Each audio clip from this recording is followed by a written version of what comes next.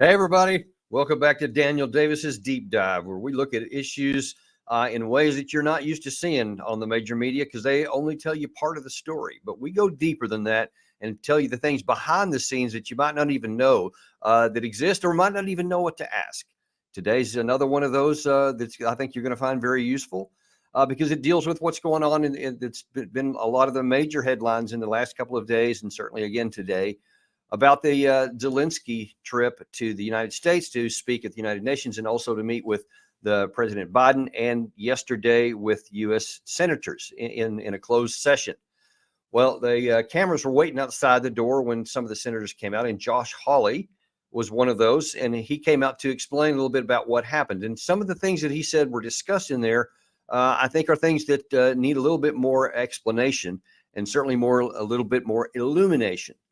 So we're going to talk a little bit today about why it's important about what he said and underneath the headlines, what you need to know. Here's the first clip of Hawley.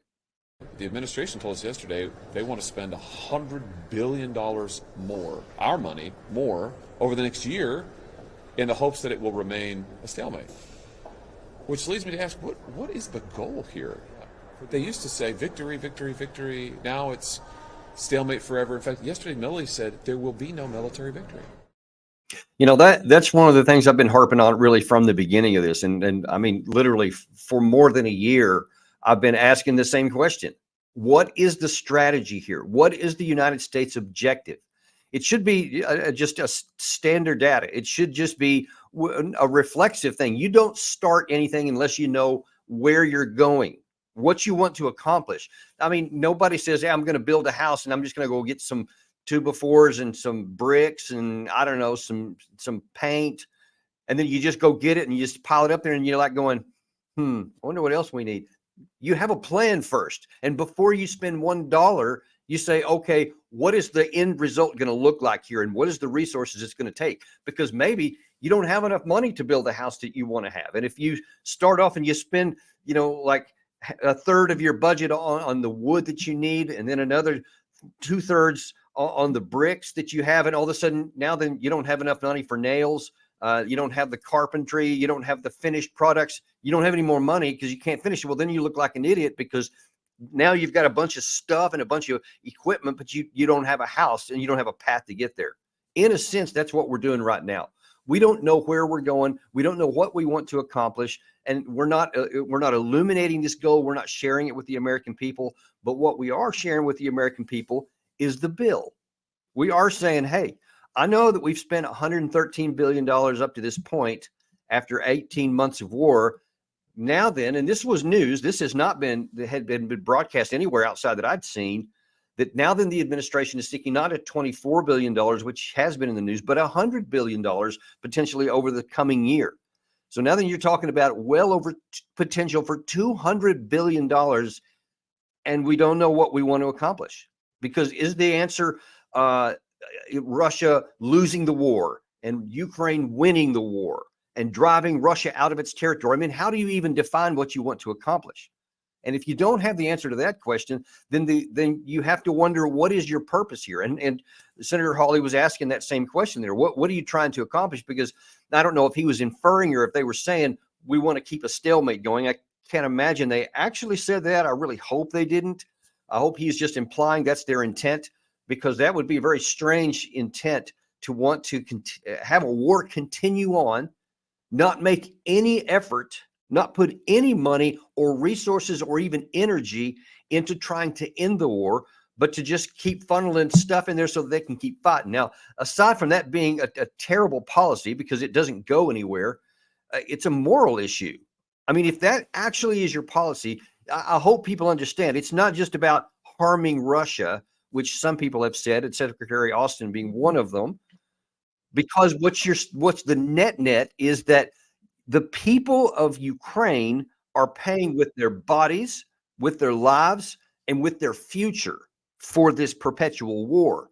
Now, they've been invaded, and it's understandable why Zelensky and so many millions of other Ukrainians are saying, we'll fight to the end on this. We're not going to ever stop because our nation's been invaded, and as long as we have the capacity, we're going to continue to resist. That you can understand that intent and that mentality. But from our perspective, it does not make sense to say we're going to continue to perpetually give. If you're asking for it, we're going to give it to you. And knowing that a rational estimation of the situation says that the war can't be won. And by doing that, by saying, well, they're asking for it, they want to keep fighting, so we're going to give it to them. All you're allowing them to do is to continue with the stalemate. You are giving them the chance to not lose by continuing to flood the zone with all this ammunition and additional rounds of artillery shells, rockets, tanks, artillery pieces, all the things that you need.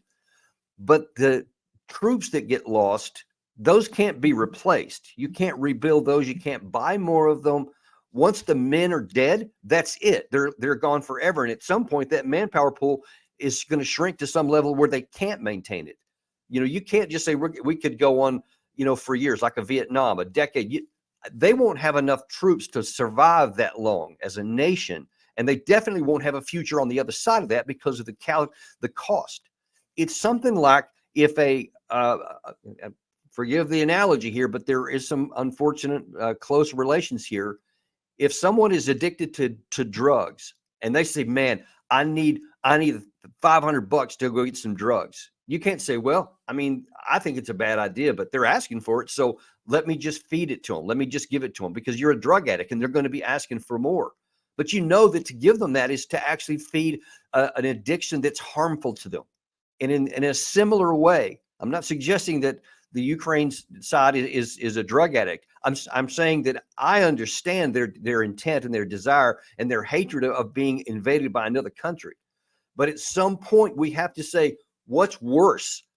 Feeding somebody ammunition that will allow them to keep fighting and to keep dying on a literal daily basis in the hundreds, or to say, hey, we're going to put at least as much effort in the diplomatic side to try and find any kind of common ground that will end the war and will allow the Ukraine side to survive and to allow them to have a future. I mean, at some point, that's got to outweigh the desire to be completely free and eradicate the Russians from their soil, as opposed to staying where they're at right now and continuing to die on a daily basis. And potentially, if this goes long enough and the losses get high enough, that they could lose the war, and then they won't have their lives or their future or their freedom. That's what's at stake here, that too few people want to take into consideration. Just going on with a stalemate forever is not necessarily going to be sustainable. And it could end up being profoundly worse than making a negotiated settlement today. Because as I've held from the beginning, the longer you wait to get into a serious discussion about negotiated settlement, the higher the cost is going to be for the Ukraine side, and the less and the less and the less they're going to come out with. That's my biggest concern.